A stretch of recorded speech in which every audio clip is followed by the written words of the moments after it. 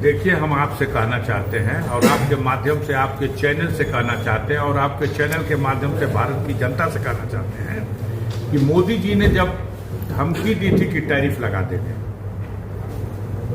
तो उसको बहुत हल्के में लिया गया। हमारे देश की मीडिया ने अभी लागू नहीं हुआ था, धमकी थी 25% की, तो बस एक मिशन चला दिया उन्होंने। परिणाम यह हुआ कि 25% पहले कहा, फिर 24 घंटे के बाद उसको 50% कर दिया और 50% भी उसने कहा कि अभी लागू नहीं कर रहे हैं, घोषित करते हैं 50% और लागू करेंगे 27 तारीख को। लेकिन हालत ऐसी आ गई कि परसों 27 थी, परसों वो लागू हो गया। बड़ा गंभीर सवाल है। 20 लाख से ज्यादा लोग बेरोजगार हो जाएंगे। सूरत की, कानपुर की, अहमदाबाद की टेक्सटाइल मिलें बंद हो रही हैं, बंद हो गई हैं। भिवंडी की तब तिराह मच गया है हर तरफ। आपके बगल में भदोही में कानून उद्योग ठप हो गया है। आप सारे मीडिया के लोग खबरें चलाइए, लेकिन संभाल के चलाइए। जब समय से पहले ज्यादा उछलता आदमी तो कभी कभी दाव उल्टा पड़ जाता है। ट्रंप की जीत को हम एक उत्सव के रूप में इस देश में मनाए। अब की ट्रंप जीत गया, जैसे वो हमारी जीत थी। और उसके बाद की परिस्थिति जो आई तो इतना लानत मलामत कर दिया कि टैरिफ दुगुना हो गया। और जब 50% लागू कर दिया तो हमारे देश की अंतर्राष्ट्रीय स्तर पर हमारे देश की मीडिया का क्या मुकाम है उसको मैं नहीं बताऊंगा, मुझे शर्म आ रही है। लेकिन डंके की चोट पर लिखा बहुत सी मीडिया के लोगों ने दिखाया और बोला कि मोदी के ट्रंप के टैरिफ लगाने का कोई असर भारत पर नहीं पड़ेगा। मोदी ने उसकी काट निकाल ली और ये देश की जनता को गुमराह करने के अलावा कुछ भी नहीं था।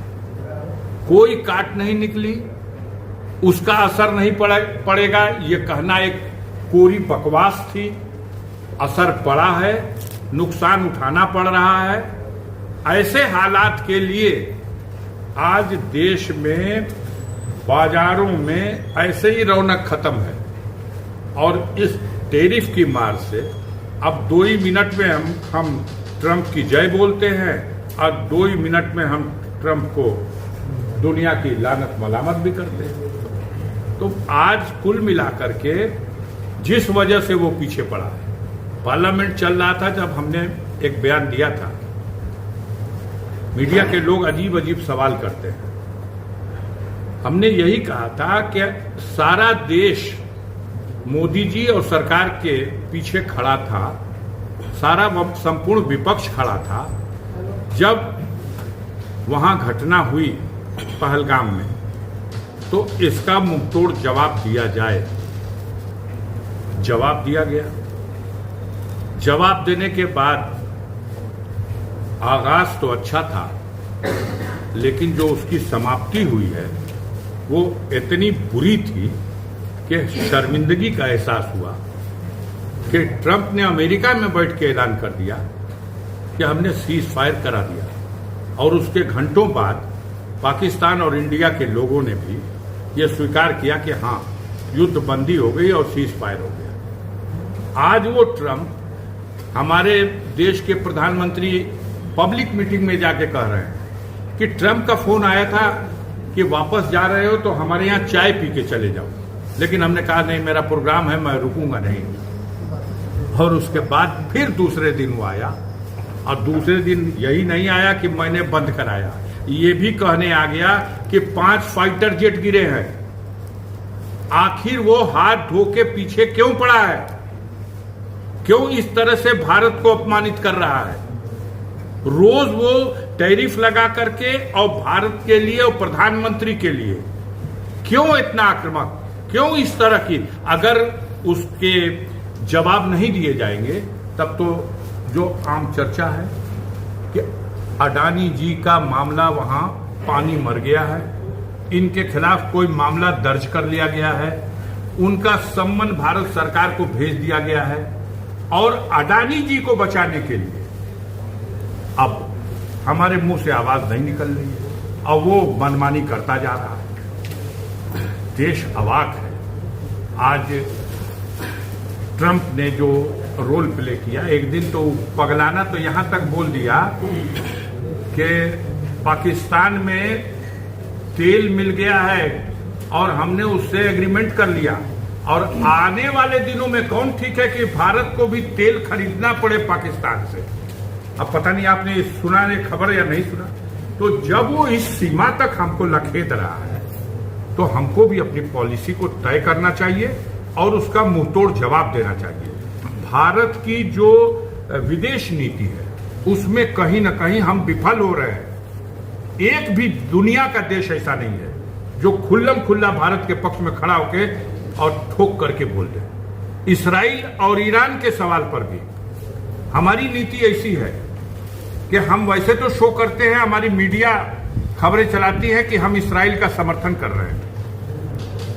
हमारी शुरू से ये नीति रही है भारत की कि हम स्वतंत्र फिलिस्तीन का समर्थन करते रहे। माननीय अटल बिहारी वाजपेयी का पार्लियामेंट के अंदर या पार्लियामेंट के बाहर जो भारत सरकार का स्टैंड था उसको देख लीजिए। लेकिन आज हमारी यह नीति है कि अखबारों में खबर छपवाएंगे इसराइल के समर्थन की और जब वोट डालना होगा यूएनओ में तो इसराइल के समर्थन में वोट नहीं डालेंगे, हम वॉकआउट कर जाएंगे। हमने वॉकआउट किया है भारत ने, पता कर लीजिए।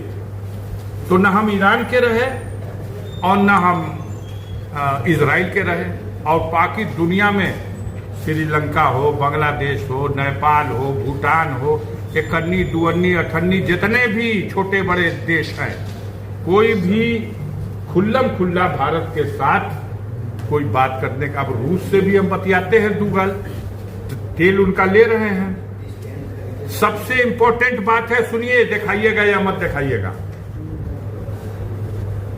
ट्रंप के टैरिफ से भारत की जनता के पेट पर लात पड़ी और रूस से जो तेल खरीदा जा रहा उसका लाभ अडानी और अंबानी के खाते में जा रहा।